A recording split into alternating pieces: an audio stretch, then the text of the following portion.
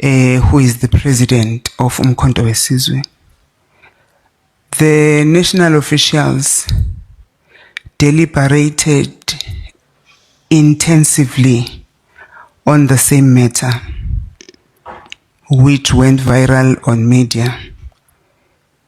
In their deliberations, the president's wisdom and guidance was that every member that belongs under Umkhonto weSizwe should abide by the constitution of Umkhonto weSizwe, the code of conduct of Umkhonto weSizwe.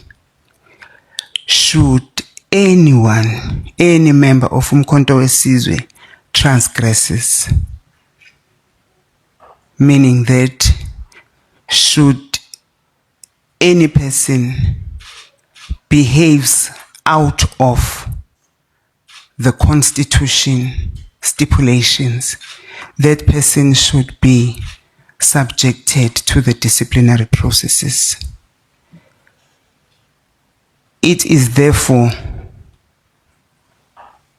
my submission that we did take into cognizance the guide of the president, and we have since started to follow the stipulations of the Constitution, which guides clearly that that Section 6 of our Constitution, it clearly guides that should a member of Umkhonto weSizwe behaves or misconduct, that person should be subjected to the code of conduct of Umkhonto weSizwe. And the code of conduct clearly outlines the transgressions, and those transgressions are outlined and the implications thereof. That should you do this, the implication should be this. And it also guides that if there is any person that has ill-behaved or that has acted out of the constitution of Umkhonto weSizwe, the process to follow is that a report of the incident of misconduct or misbehavior or ill discipline, a comprehensive report which indicates that this person on this day at this time did this, and that report and the misconduct must be clearly outspelled, that this is the misconduct that that particular person has done. And that report must be submitted to the Office of the Secretary General for processing and submission, process to submit to the National Prosecutor of Umkhonto weSizwe. Then the National Prosecutor of Umkhonto weSizwe processes the report as received from the Secretary General's office. So in the instance of Duduzile Zuma Sambudla, I would like to clearly indicate that disciplinary processes, internal disciplinary processes are in progress. That is the response in respect of the question regarding Duduzile. The next question was on the expulsion. The two members that has been mentioned to mentioned that has been a decision has been taken to terminate their membership of Umkhonto weSizwe. We are not in a position to tell the names, mention the names, because there are still disciplinary processes or the processes that are beyond appeal processes, disciplinary processes that are beyond the process itself of expulsion, which is the appeal processes. So we cannot then divulge their names in this briefing. Thank you very much for now, Comrade Luther. Thank you.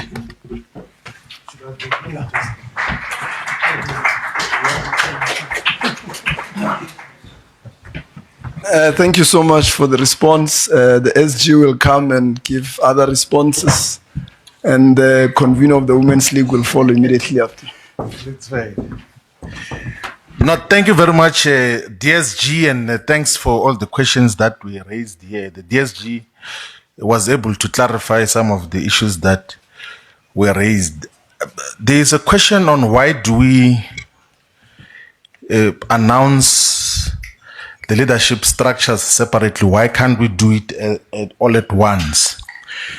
So prior to the national officials identifying and processing and thereafter appointing leadership, there's a very intense organic process that involves the lower structures of the organization, assessment of the work done before, but also assessment of the different capacities of the individuals that get to be identified. There's a broad criteria that we have that takes into consideration the issue of gender balance, geographic spread, skills, also the ability to lead politically in terms of the responsibilities that are expected. So there's a very intense process which we subject the leadership selection process prior to us announcing. And we do so because we do not want to rush into appointment of structures which we have not satisfied ourselves that these are capable structures. And remember that the mandate that these structures that we're putting in place, it's not temporary structures. These are detachments that are going to lead Umkhonto weSizwe and regional, provincial level to the victory in the 2026 local government elections, but also to 2029 general elections. So that process can be done in a speedy, haphazard way, in a manner that is expected. So we engage in thorough process of how we identify leadership. We're saying earlier to the leadership that is designated for Northwest and Free State Province that despite our commitment that they are mandated to lead the program towards 2026 and 2029, if there is internal divisions amongst them, we're going to discontinue such a structure. If there is infights and factionalism and all of these things, we're going to have to discontinue that structure or isolate the people who are involved in factionalism. If there's one thing we're going to decisively nip in the bud, it's factionalism and gatekeeping. Those are the demons that we're not going to tolerate in Umkhonto weSizwe, and we'll deal with much more decisively, without any fear, without any tiptoeing around anyone in terms of how such is handled. Now, can I have the copies of the constitutions there? On the 26th of September, we adopted the constitution of Umkhonto weSizwe, 26 September 2026. So we've got the different versions in all languages. So in the Zulu version says, Umthetho Sisekelo weqembu lomkhonto weSizwe, adopted on the 26th of September 2024. And at the same meeting, we adopted the code of conduct. We also adopted something we call the minimum standards, guidelines, and code of conduct for all public representatives. Since the adoption of the constitution, the minimum standards, and the code of conduct, there has never been an amendment of the MK Constitution. So in the minimum standards, there is a clause which is standard for all organizations that are self-respecting, that on issues that relate to MK or governance, if you are deployed in the legislature, if you are deployed in National Assembly or National Council of Provinces, if there's an issue that you want to raise before you reach the president, please raise that issue in the internal structures. Raise it in the caucus. If the caucus does not give you a hearing, raise it with the officials in the province where you come from. If it's not handled properly, then approach the other officials at national level. Instead of you taking a bus from Limpopo and you go to Duduzile to want to meet the president about an issue which, if you had raised with the leadership of the province, it could have been resolved. And that is the character of all self-respecting organizations, that let's have Umkhonto weSizwe as an organization that exists and is able to deal with all its issues everywhere it finds itself. So the culture or subculture, sometimes it's done with good intentions, but sometimes it's also done with bad intentions, where people say, no, we're just visiting the president, we just want to say thank you to the president, we're just going to introduce ourselves. And when they are there, they are talking about internal dynamics and politics of Umkhonto weSizwe. And the leadership that they are talking about or complaining about or raising concerns about is not immediately there. And the president does not close his doors. All of us know, all of you know as members of Umkhonto weSizwe, that the president welcomes everyone who comes to him. Like literally everyone. If you go to Nkandla, you go to wherever he will be, he is open to everyone.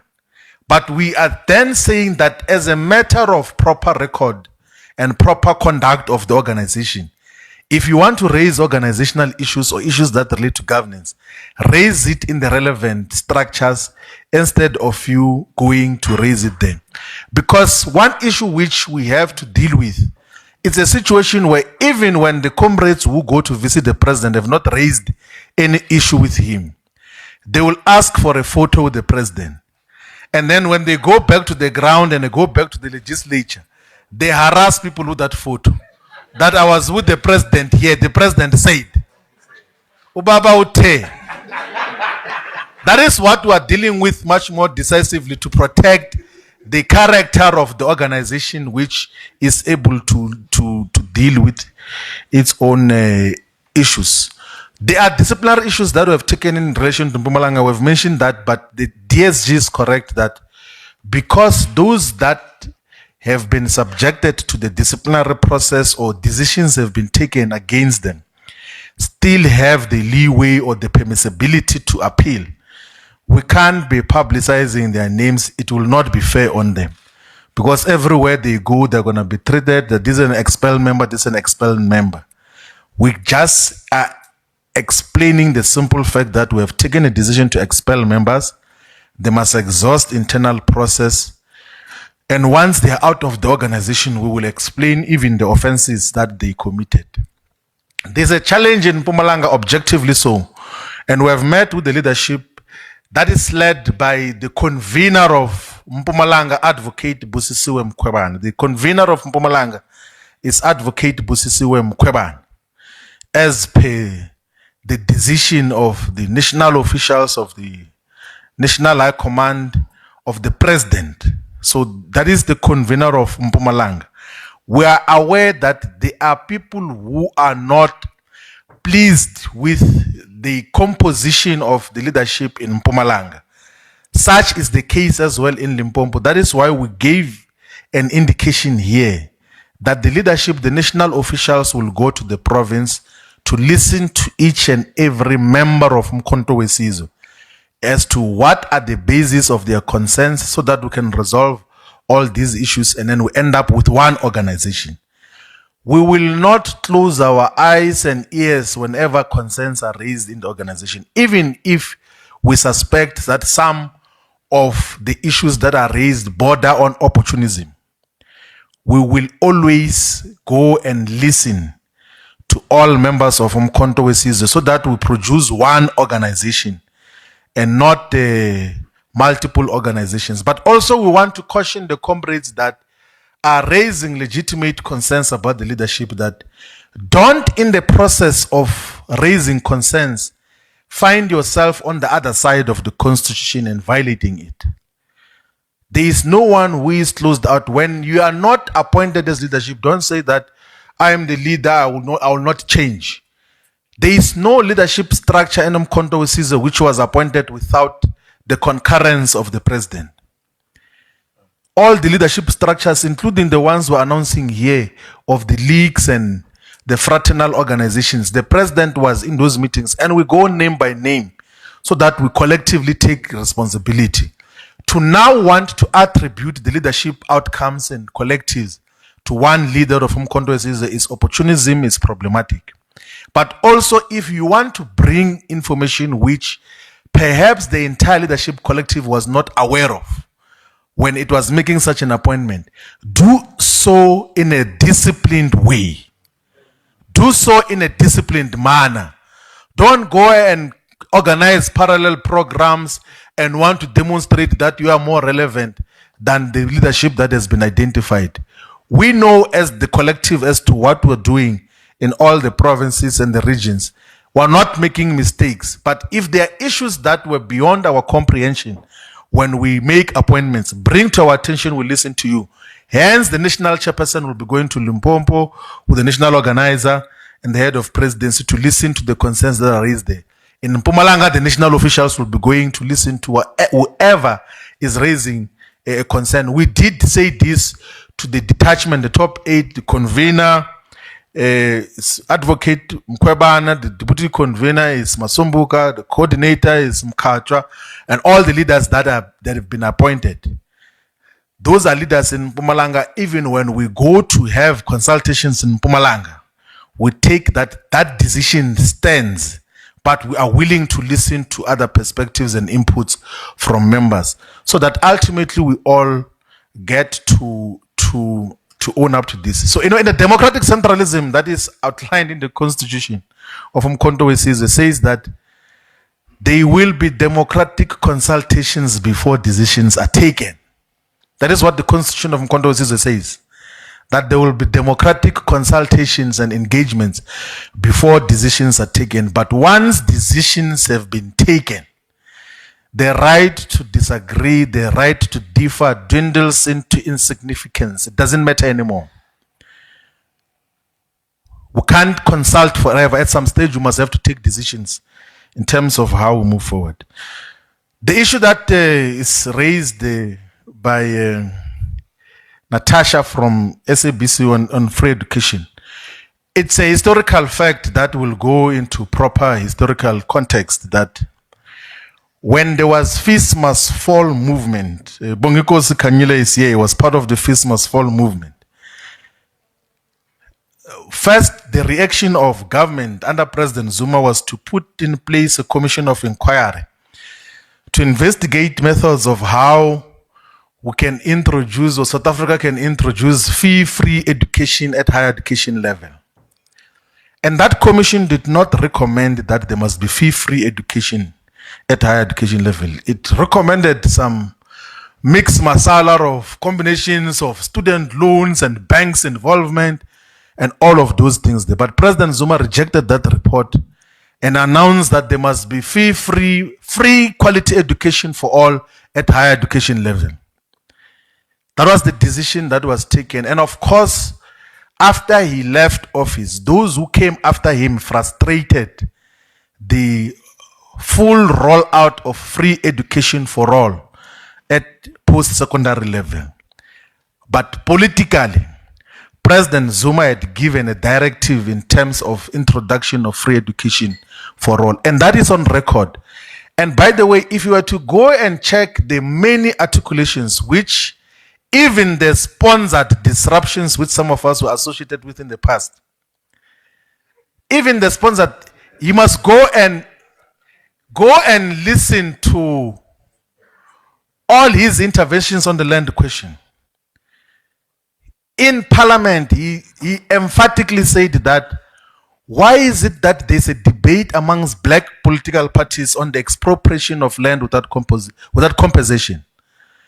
But blinded by whatever issue, there was no follow-up on that to the fullest. And the caucus of the ruling party then, the majority party, frustrated such a realization. There was consensus, I know this because we're at the forefront of that before. There was consensus on amendment of Section 25 of the Constitution because President Zuma had given a clear indication that that should be the case. But when political power shifted hands to the one who is in office now, such was frustrated to the extent that the 2/3 that existed between the former liberation movement and the organization that characterizes itself as an economic emancipation movement was no longer existing. And the opportunity was lost in terms of the politics of real transformation in South Africa. The immediate issues that confront higher education in South Africa is an obvious historical issue of one, the spaces that are available for first year uptake are far much lesser than the number of students that are produced at secondary levels. So the entire system of matriculants and those who drop out at grade 10 and 11 at any given point exceeds 1 million. But if you were to go and quantify just how many spaces are available in universities of technology, and TVET colleges, it's far much lesser. So you end up having a category which Statistics South Africa always categorizes as the not in employment and not in educational training institutions. It's a very huge number of the unemployed that constitute a huge number of unemployed poor South Africans, young South Africans who do not have access to education, do not have access to any job in terms of how such is constructed. So there has to be, yes, qualitative expansion of the higher education sector, but there must be quantitative expansion of the higher education sector. That is one of the most important issues that Wits University, University of Pretoria, University of Johannesburg, University of Cape Town, University of Western Cape, University of Venda, University of Limpopo, all campuses, Tshwane University of Technology, all of these universities must be given a political directive also coupled with funding to expand the number of people that they must take into education and training on a constant basis. We need to train as many people as possible in whatever skill so that when we create industry, we're able to absorb them into quality sustainable jobs. The other issue which is long overdue is the issue of the historic debt. So we said as part of the contributions in the State of Nation address that Umkhonto weSizwe will initiate or support all legislation that seeks to cancel historical debts of students. How do you deny someone a paper that says you have got a degree or a diploma or a certificate because they owe you money that they cannot pay you? It's not that they are just defying to pay you as a university. They don't have the money. You have got means as government to establish that these people do not have money. They've been here, and some of the amounts which universities are holding certificates for, it's far much lesser amounts. You find someone is only owing a university 2,500, 5,000 rand, and then they hold the whole degree of a person because you owe a university 5,000 rand. Where is the political morality? Where is the political consciousness and conscience? To just let go, let's give students their degrees. Everyone who has passed must be given their degrees. We can find a way of how do they repay it if it's needed. There's not even a need because there is no way that you can continue to hound the people of who are owing universities on the basis that they must pay you. They can't pay you. They don't have the money. They've demonstrated that they do not have the money. So that is an issue that must be attended to in terms of how we deal with these issues. I think the DSG has dealt with the issues of disciplinary issues and everything else. But now myself, as a Secretary General, as a person, I don't get offended by anything. I know that leadership responsibility will always come with all sorts of accusations and all sorts of insults, sometimes of unfair judgments or gauge. And I took this responsibility fully aware that such will be part of the responsibilities that were given. There are so many things that are said, and we just watch, and of course, I don't respond to things that are said on social media. There are so many obvious lies that are told about us, but we just leave it because lies will always expose themselves in terms of how we characterize these issues. So I personally don't get offended by anyone, and I don't hold any grudges against anyone. Like MK is a very huge movement. It's attracting leaders from different formations. There are people whom we could have had differences with before, but when they come to Mkhonto we Sizwe and then they need to be guided, we have to guide all of them objectively and fairly. That is what leadership responsibilities require of us, an obligation. And that is what, we must say this, that is what we learned from President Zuma. Some of us historically said all sorts of things about President Zuma, but he embraces us and even gives us very serious responsibilities with full confidence. So who would we be representing if we are leading Mkhonto we Sizwe and then we hold grudges and then want to fight people? Which organization are we leading if our character is to be insulting people and insulting back? Where have you seen President Zuma insult anyone? Where have you seen President Zuma denigrate anyone? Nowhere. But you can go and check. There's so many things that were said about him, including someone who was gossiping somewhere. We don't know whether that is true. Someone was saying that when President Zuma was 17 years old, he was possibly a collaborator.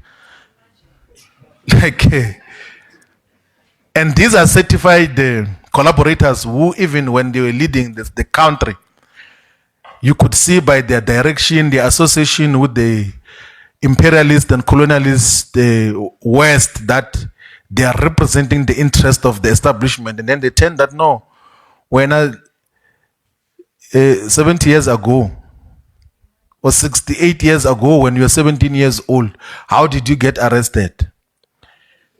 The measure of President Zuma must be gauged about what he gets to contribute now, what he contributed. He has never collaborated with the establishment domestically and globally. That is why when he was head of state and president, he got to take South Africa to join an organization which was called BRIC. It became BRICS, associated with the global south and progressive countries in the world. And that is the legacy that we're going to defend and will continue to defend as Mkhonto we Sizwe. My boy Africa.